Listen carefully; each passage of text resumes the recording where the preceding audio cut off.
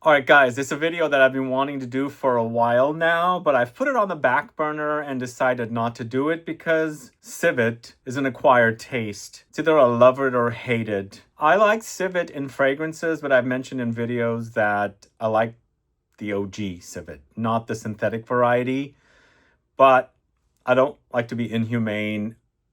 I can get used to some of the civet notes and fragrances. But today I've got 21 civet focused fragrances, and I'm going to let you know all about civet coming right up. Thanks so much for tuning in. I'm Sebastian talking to you about civet.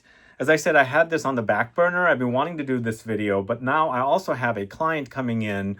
And after doing the questionnaire and all that good stuff, turns out this client loves Animalic fragrances, and her favorite fragrance is Leather Oud from Dior. The now discontinued Leather Oud, quite Animalic, Oud and Civet, a great fragrance that Francois Demachet had created. I was a big fan of it for a while, but I wore through a whole 250 ml bottle, a lot of that, and I got really overwhelmed with the Animalic notes.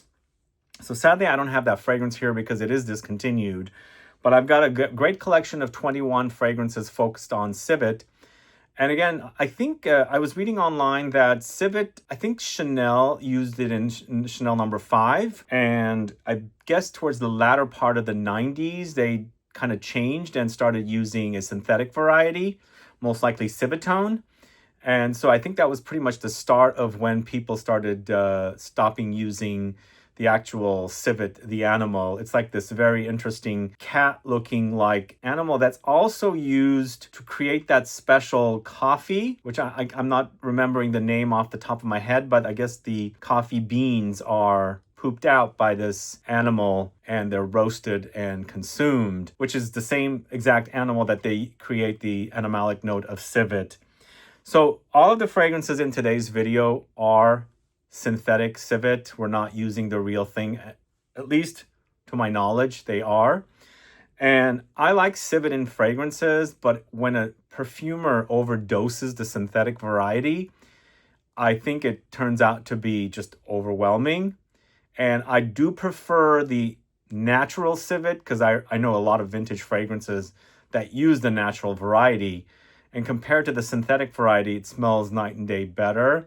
But I think, master perfumers or perfumers that are very knowledgeable about blending really can actually blend the Civetone or the synthetic variety of civet, or maybe it's an accord they create and come up with something that smells very close to smelling like the authentic thing.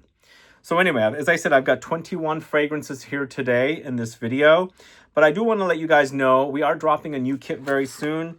And we have just a few more, kit number 13 available. And we still have some 14s available as well. If you haven't bought your latest kit, please go buy it now, because we do have a new one coming. And I'll show you. I will do a full announcement very soon. But number 15 is here. And yeah, so this is dropping very soon. But in the meantime, get your kit number 13 or 14. As we have some, and let's get started with the list of fragrances. So the first fragrance I'm going to talk to you about is Born to Stand Out Filthy Musk. So I did a video with June, the owner of this house, Born to Stand Out, and they launched 3 Animalic fragrances together. Then they launched a 4th one, Be My Cookie, which was a gourmand Animalic. This Filthy Musk is also kind of a gourmandesque musk, but it does utilize civet, and I really enjoy what they've done. And I think the gourmand fruity notes that are in here, even boozy notes, cover up the Animalic qualities of the civet, but there's also musks in here. There's scatol and notes like that. If you want to find out more about this and the 2 other Animalic fragrances that the brand dropped, go catch my video with June of Born to Stand Out. He is the founder of the brand. But I absolutely, truly, really love Filthy Musk. I love it so much that it is in kit number 15 now. So yes, kit number 15 does feature Filthy Musk from Born to Stand Out. And again, I think I pulled these fragrances out because I'm showing them to a client, but also wanted to highlight the fact that Filthy Musk is now featured in the latest kit, which should be dropping very soon. Let me know if you've gotten your nose on a Filthy Musk. It was one of my favorite fragrances of 2024. Absolutely love it. Really love it. And it's sweet. I think what the sweetness does, because there's also caramel and vanilla in this, it tones down the filth. It is a filthy, it's called Filthy Musk, and it tones down the animalic musk, the civet, the scatol. It's so good, guys. If you haven't tried Filthy Musk, please do, or wait until the new kit has dropped and you can get your nose on it and, you know, kind of discover what civet is all about. And let me know if you're a fan of civet or if you hate the stuff. Do you tolerate it a little bit or you can't stand it at all? Are you only used to wearing, you know, the mass market fragrances at the department store counters that when you know, venture out into something a bit more animalic, it becomes too much? Do add a comment below. But the next fragrance, not overwhelmingly animalic, is a fragrance from the house of AMOUAGE. It's Wood's Symphony, the Opus 5. So it's created by Jacques Cavallier. It was rebranded, I believe. It was in a different bottle before. And this one actually settles to some civet in the dry down, and I don't think it's like uber animalic. And it's called Wood Symphony. It's exactly that, but it's also powdery. There's a Orris note here, so it comes off very powdery. There's also boozy rum. So there's Orris Absolute and Orris Concrete here, and there's some floral notes and lots of dry woods. There's oud, and then of course there's the civet. I think if you want to venture into, you know, understanding civet, appreciating civet, this might be something for you to try. But just be warned, it does dry down to the civet, but I wouldn't say it's as civety as Filthy Musk. But next, another AMOUAGE fragrance. This is Goldman. And Goldman was a very late discovery for me. I actually sampled it at Neiman Marcus after the brand was launched here locally there and instantly fell in love. It's old school. I think this is the first... Is it the first AMOUAGE fragrance, guys? Goldman and Goldwoman. So this is very retro, old school, vintage-like, and it's very floral and green floral, and super musky and civety. I think it's fine blending. Super, super delicious. Really love everything about this fragrance, and I've been a fan of AMOUAGE for over, 13 years, and maybe I sampled it in passing, the Goldman, but really appreciated it at Neiman Marcus and absolutely love it. It's so good. It's so refined and it's not overwhelming too much with the civet. The civet is nicely balanced. I think it's great, but you also have to be into green floral notes because the Lily of the Valley in this is so prominent, and also the Jasmine. It's really awesome. Super amazing. Love that. That's the kind of civet I like.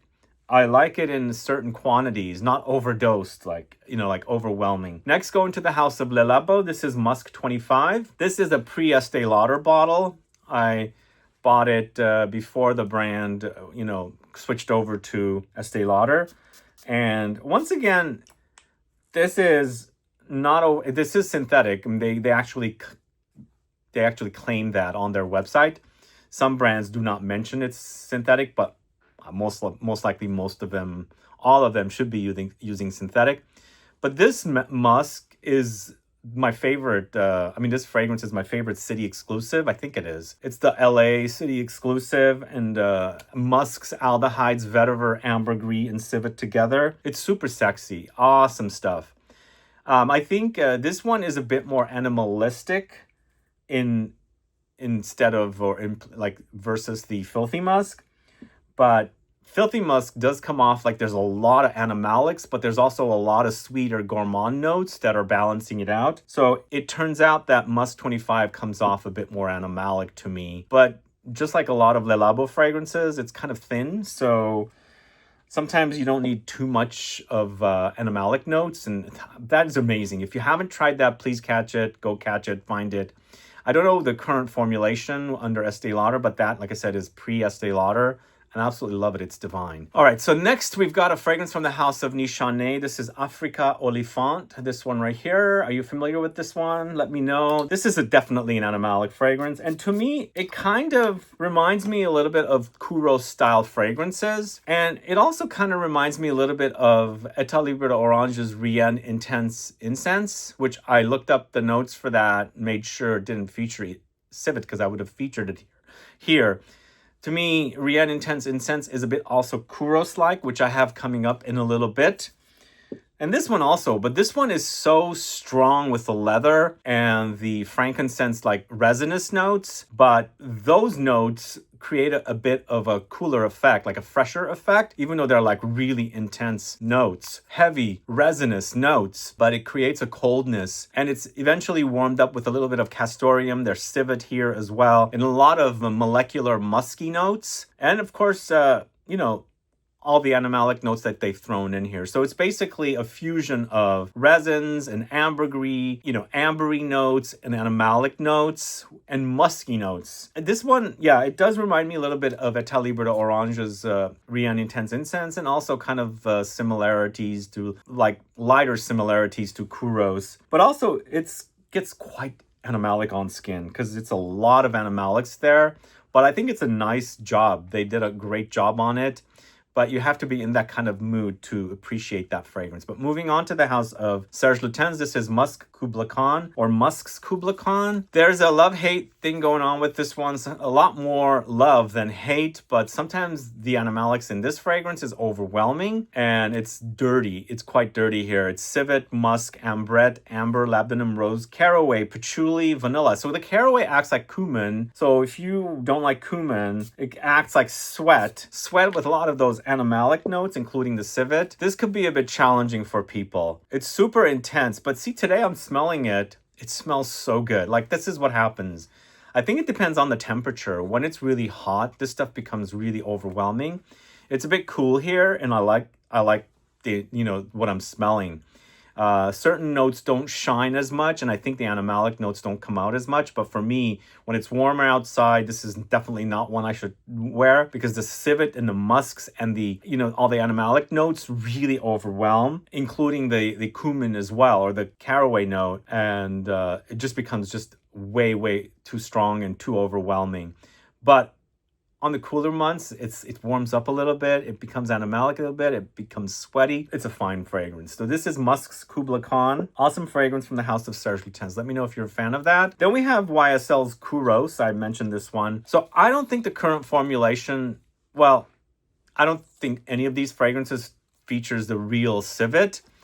But I think this current version also might not be using civetone. Maybe it is. It smells like it, then it doesn't. I think they're probably creating it with all the other notes that are in here. But when you put your nose on it, there is a bit of that urine-y kind of weird. A lot of people associate this with urinal cakes and things like that. But when you really focus on the notes, there is that kind of animalic civety thing happening. But this was one of my favorite bottles as a young kid. I always wanted it as a young kid. Parents wouldn't buy me this. This and also the Chanel Antaeus. I love those bottles. That one is a castoreum. It's more leather. This one definitely has a civety vibe. And it's the current formulation, so it's much more neuter now. It's giving you a reminder of the OG, but for sure it's not identical. If you can find a vintage bottle of Kouros, I would recommend it, because it'll definitely feature like the real thing.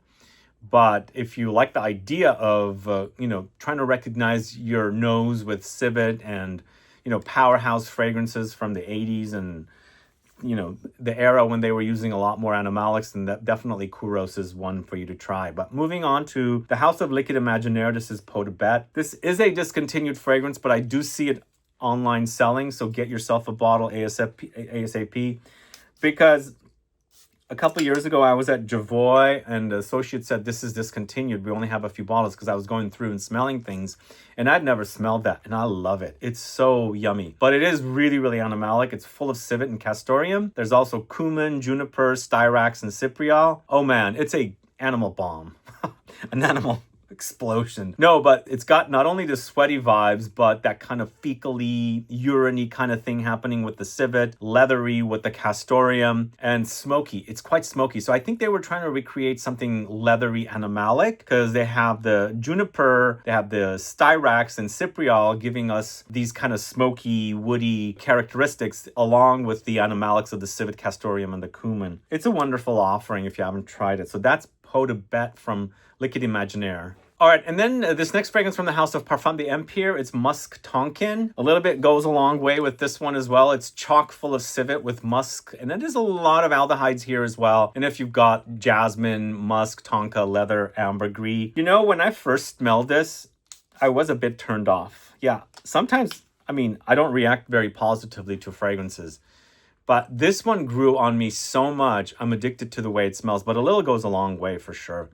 Really wonderful. There's chypre vibes in this for sure, but in a very animalic way. The chypre vibes, I feel like there's rose and patchouli in here as well. When I'm smelling it, that's what I get. I feel like like a rose chypre style with a lot of patchouli, maybe even a bit of oak moss. But there's a lot of civet and musk here along with aldehydes. But it's so super sexy. I feel like also my nose had to adjust to that one. It came off too animalic and too strong, but I've gotten used to it now and I can tolerate it. But sometimes like the Serge Lutens, Muscublicon, sometimes, like as I said, the weather, it's too hot. It's a bit overwhelming. When it's cooler, it's perfectly fine. But moving on to the house of Rogue Perfumery, it's CHYPRE-SIAM, this one right here. So I had ordered this along with Mousse Lumine back in 2019 from Lucky Scent, and I fell in love with the brand. I do need to venture out and try a lot more from this house, but my two favorites are Mousse Lumine, which I've featured in a Scent Club kit in the past, and of course CHYPRE-SIAM. This is got that kaffir lime, so that's why it's called CHYPRE-SIAM, or it's referring to Thailand. The kaffir lime is I guess the delicacy in the cuisine there, but there's a lot of oak moss here, civet, jasmine, leather, and spices. This to me is a very vintage-esque fragrance and very nicely edited with the amount of civet used here. So it's not overwhelming. You're not going to be overwhelmed. At least I'm not. Not like some of the other fragrances that they're in-your-face animalics. This is so gorgeous, perfectly done, perfectly fresh and mossy, animalic and leathery and spicy. It does give me a little bit vibes like Mitsuko or Diaghilev, but going in a greener direction. I feel like the oak moss in this gives me that kind of a vibe because it's a chypre after all, and Diaghilev is also a chypre. But moving on to the house of Jean Desprez, this is Bala Versailles. So I was looking and comparing this with Salome, which I do get similarities, and that is also a very animalic fragrance, but it doesn't feature civet according to my research recently. But this one does. This is a classic fragrance apparently Michael Jackson wore.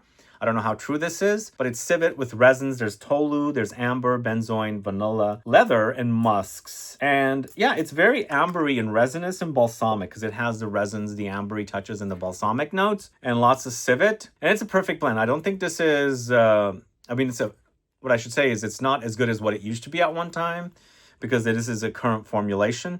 And it reminds me of Salome as well. If you are a fan of this and you're looking for something a bit more robust, go for the Salome from Papillon Perfumery. But this is a great fragrance. I think it was one time really, people wore it a lot because back in the day, they went to the, it's called Bala Versailles. So they were very like big, beautiful, ambery fragrances of yesteryear, but going into the animalic direction for sure, which is quite gorgeous. Next, going to the house of Sarah Baker. This is Jungle Jezebel. So Jungle Jezebel is challenging to wear, but it does feature a lot of synthetic civet, but it's meshed with a lot of fruity, gummy, kind of girly notes, but it's oranges, banana, grape, peach, bubblegum, rose, tuberose, ylang ylang, amber, sandalwood, civet, vetiver, vanilla, and tonka. But wow, I can smell this. This is so potent. One spritz will do you. And if you don't like bubblegum and bananas together with that fecally civet note, stay away from this one. But if you do,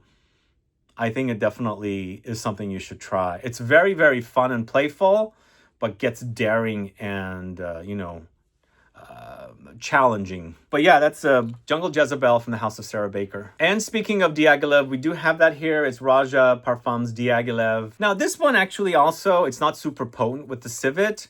For me, it doesn't come off as strong. It is also very mossy and also fuzzy, peachy, because it has peachy. It's a fruity chypre. It's a very luxurious fragrance with all these notes inspired by the Diaghilev, the opera impresario. I guess this is, I have a full review. It's been a while since I've pulled it out and spoke about it. But for me, it's not as super strong with the civet like Jungle Jezebel, which is overwhelming. Here, it's edited down, perfectly put in there. You'll notice it pops through, but it doesn't overwhelm. But everything else does. Very, very fuzzy. It's like a peach not so fruity, it's dry, but a lot of moss and tropical floral notes and musk and civet and leather and things like that. It's really nicely done. If you can't afford that, go with Mitsuko. Then we're going to the house of Nishane. This is Shinanai. If you guys haven't tried this one, please do. It is a really super overwhelming fragrance created by Angelos Balamis, who owns Angelos Creations Olfactives. So overwhelming, but a lot of gardenia and tuberose here, and it comes off mushroomy. But there's a lot of civet as well. There's resins and amber. This is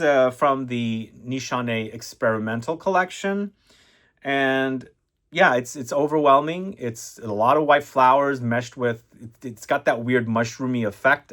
You get that for sure, but there's a lot of civet and oak moss and resins and amber as well. Very interesting fragrance. It's not one of my all-time favorites from Angelos, but this next one is one of my all-time favorite fragrances of all time. This is Givenchy's Gentleman, launched in the early 70s. It's patchouli, vetiver, leather, civet, tarragon, and cinnamon. Super sexy, guys. This one still today, to this day, smells amazing because I love it because it's got a lot of patchouli. And when it's drying down, you'll do experience the civet and things like that, but there's a lot of herbs and spices in here as well. There are faint reminders of Kouros. It came out like 9 years before Kouros did, but I actually prefer this over Kouros because Kouros seems like it's been reformulated and it has fake civety kind of a vibe, whereas that it's perfect the way it is. The civet is not overwhelming, but it's there, nicely blended with all the woods, leather, and patchouli and things like that. All right, next going to the house of Francesca Bianchi. It's Unspoken Musk. This one right here is a great offering from the house, but it is definitely Animalic. This is Francesca Bianchi's musk fragrance, and it has a who's who of Animalic notes. It has musk, castoreum, civet, along with tonka, sandalwood, iris, magnolia, vanilla immortelle, cypriol, patchouli. You guys tried this one? It's definitely in the DNA of Francesca Bianchi fragrances. And of course, it's animalic and musky and civety. Once again, it's tolerable because there is this DNA with Francesca Bianchi fragrances that gets kind of irisy and powdery and leathery in the dry down. But if you are opposed to castoreum, civet, and musk, the animalic variety, you might want to stay away with this one as well. There's a little bit of a band-aidy, bandagey kind of animalic thing happening there, but you can get past that and really enjoy that fragrance. But moving on to the house of Zoologist Perfumes, this is Sacred Scarab. Very challenging fragrance to wear, but that's really complex and enjoyable. This is created by Sultan Pasha. I have a full review of it on the channel. And it's really, really an animalic kind of aldehydic, floral, watery, resinous, ambery thing. There's actually a fruitiness under there. There's wine as a, like the liquor that you can drink, and there's also plums, but there's resins and animalic notes and oak moss. It's just really, really super potent. But along with all the amber resinous notes and the animalic notes, the blue lotus kind of gives it a fresh, watery edge. The fruitiness brightens things up a bit, so it's not so challenging when you're wearing the fragrance. Really nicely done, but you have to be in the mood, a certain mood to wear something like this. It is overwhelming. That's Sacred Scarab from the House of Zoologist Perfumes. And this next fragrance, I did recently discover that it's selling at the discounters once again. I thought it was long gone and discontinued. This is Tom Ford's Noir, and one of the best offerings from this house. It's at the discounters, but I don't know how long it'll be, but I absolutely love this fragrance. It's the first Noir, then they launched Noir, the EDT of this. Then it was Noir Extreme, Noir Anthracite, then Noir Extreme Parfum. But this to me is so different than Noir Extreme and, Noir Anthracite. It's musky and civety, but also kind of ambery and very gentlemanly, super sexy as well. But it's got a lot of patchouli and iris and powdery things. It does lightly hint at something like Habit Rouge, but when you're wearing this on skin, it does get a bit sweaty and civety as well. And amber in the base notes. I think it's so super sexy. I can't believe there's stock out there now. I don't think it's in existence, but maybe there was some stock from somewhere that they have added to the discounters. It's a really awesome fragrance. If you haven't tried Tom Ford Noir and you like super sexy, classy, gentlemanly fragrances, definitely try that one. All right, next going to the indie niche house of Neshama. This is Souls on Fire. I have a video on the channel of the fragrances of this house. Please go catch it. This is super sexy and also kind of reminds me a little bit of Salome from the house of Papillon Perfumery, but this is its own thing. It's got osmanthus with Egyptian jasmine. There's civet here, tobacco, basil, pink pepper, labdanum, so it gets ambery. It does have that tobacco. It's very floral and fruity from the osmanthus. But when you're wearing this on skin, it's so super sexy with the civet. And it's, again, edited down, not overwhelming. It's a perfect amount of civet against all the other notes. The amber is where it is perfect when it's drying down with the civet and the tobacco. But there's this fruity floral thing happening up top.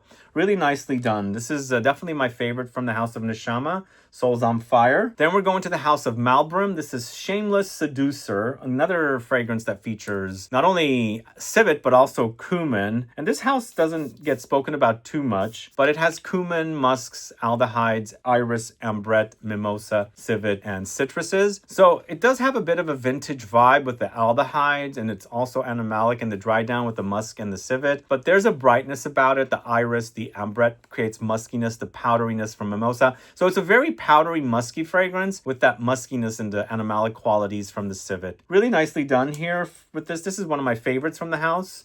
Malbram, this is Shameless Seducer. And I'm going to end the video here with this fragrance, a classic from the House of Guerlain. This is Jacques. So Jacques is a aromatic fougere style fragrance, and this is a reformulation. And even though the civet is not so strong, it's noticeable in the dry down, and it has a super sexy layer. I absolutely love it. So when you smell this fragrance, you're going to say, okay, this is a very classic. I don't really like wearing fragrances like this, but if you like geranium, lavender, you know, those aromatic notes, definitely for you to try. I would also consider this to be more of an amber fougere style, and exactly what it is, because there's vanillic notes and all that kind of stuff, but really nicely done. This was gifted to me by a follower of mine, and I never really had a bottle, and I am really loving the barbershoppy vibes with the slight civety dry down when that wears. Again, it's also got these kind of ambery resinous notes like a Popanax, which I absolutely love, and it's totally noticeable here. And I think if you're looking for something light with the civet, but you like the idea of an amber fougere, Jacques is definitely one for you to try. And that's the last fragrance I'm talking about today. And guys, let me know your thoughts on civet. If you're a fan, let me know why you like it. If you hate it, let me know why you hate it. Add a comment below. Let me know if you wear any of the fragrances I discussed today. And also let us know which other civet fragrances that you enjoy. And don't forget to take advantage of kit number 13, 14, and soon 15 with this fragrance right here featuring Filthy Musk from the House of Born to Stand Out. Anyway, thanks so much for watching today's video, guys. If you have any questions or comments, please list below. Please like this video. Please share it. Follow me on Instagram and Facebook, and I'll be back with more videos very soon. Have a good one. Goodbye.